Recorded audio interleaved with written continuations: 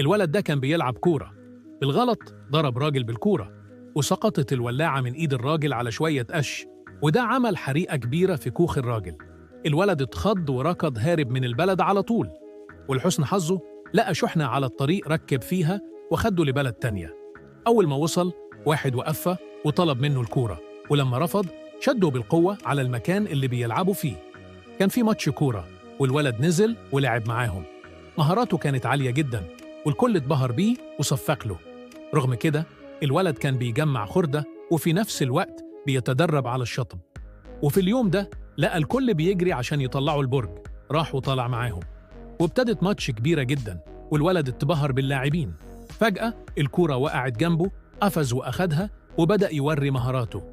المصور كان بيصور، وكابتن الفريق لاحظه وعجبه الولد وقرر يضمه للفريق. ومن هنا الولد اتحول من طفل عادي لأحسن لاعب كورة في العالم.